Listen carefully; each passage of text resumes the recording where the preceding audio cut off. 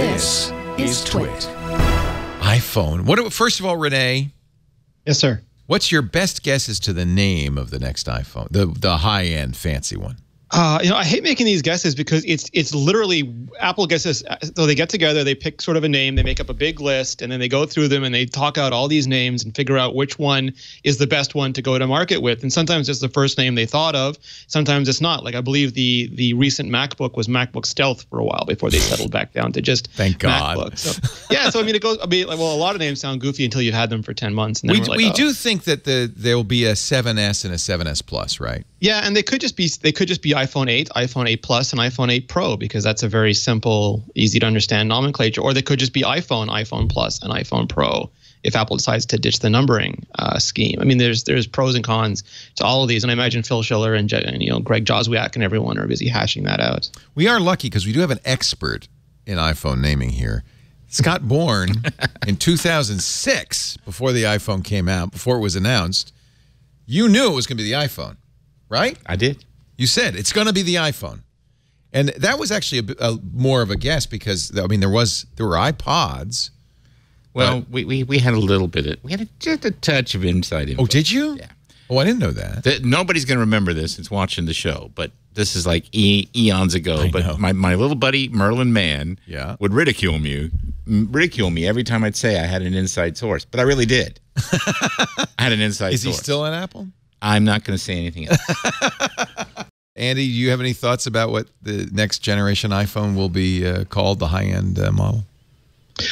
I mean, I wouldn't be surprised if there hasn't been serious discussion about doing away with the numbering completely. That's where we seem to be kind of converging, right?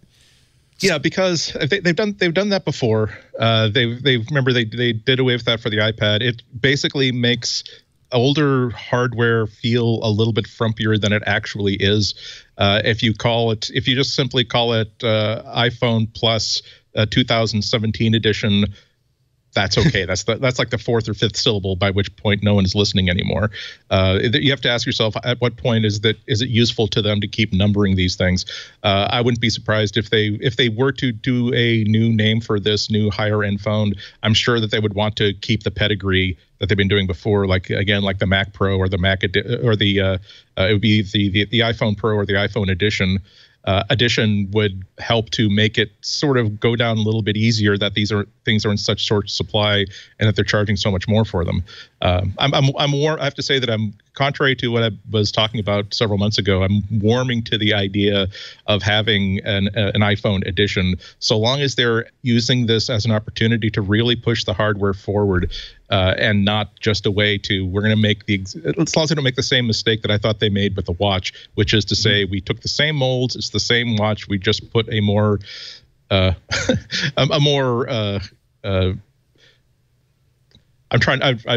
was about to try to make a Obscene? 10 Commandments analogy. basically, don't lust after aluminum, lust after gold. Look, don't focus on the world problems. Look, here's something gold and shiny. So I'd be bored. So Edition would make sense from the watch standpoint. Yeah, I mean, if they were to say, here is something we can't manufacture this in quantities where we can deliver tens of millions per quarter. Here is something we can build only about 5 to 10 million copies of. Well, no. I'm not saying ceramic. I'm not saying gold. I'm saying that here is a new sensor technology. Right. Here's a new camera technology. Here is something that would really help out ARKit. Here's a way that we'll actually be able to see in 3D.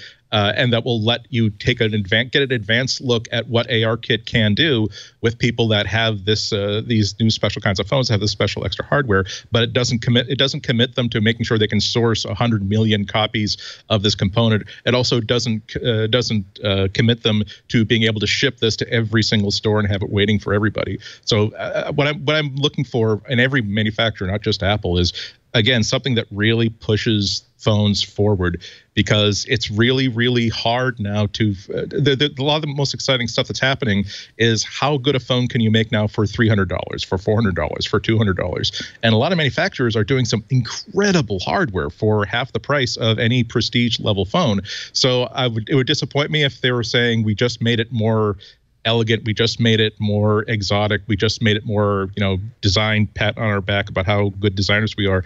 If they said that if we had the chance to only make 1 million copies of an iPhone and we had the chance to make it a little bit thicker and charge a few $100s for it, what would we do with that opportunity? And the answer is not, we'll pour a different material into the mold and pretend that it's really special. I have a theory, but I'm going to let our expert answer before because you came up with, you knew it was the iPhone. What do you think the 10th anniversary iPhone will be called? iPhone 10. 10. You think 10? Or an X. X. Yeah. That's my pick. I'm thinking, so you can go by, as Andy does with the edition, that maybe they would follow their naming scheme for their watch. I'm thinking, remember, the new iMac is the iMac Pro, right?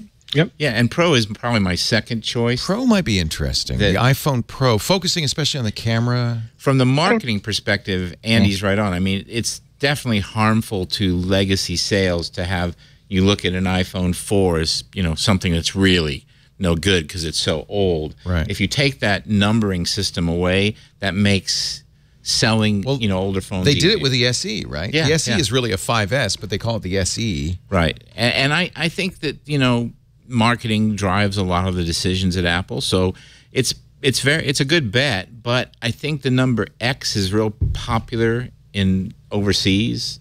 You see X real bold. I think they, I think that, particularly in China, that's popular. I bought a car with an X in the name. What was that? The Model X. Ah. Yes, you did. Yeah. We've all decided that iPhone AF is just off the table, right? AF? Apple would never go there. iPhone is A. Never mind. That's the new autofocus mode. Autofocus. Oh, I'm sorry. My mind. iPhone autofocus. You'll be able to do bird photography. There's a Scott Bourne mode on the new iPhone. Scott Bourne mode. There ought to be. Oh, I love the speculation, and I always like it as we get closer to these events. That gets more heated. But I am very excited. I have to say, this is the first iPhone I've been really excited about in a few years. Well, would you like me to channel our friend John C. Dvorak to have him chip in? What do you think he would say? That'll never work. No way. Who would buy anything that expensive? Got a Windows phone. Yeah. Yeah, Windows.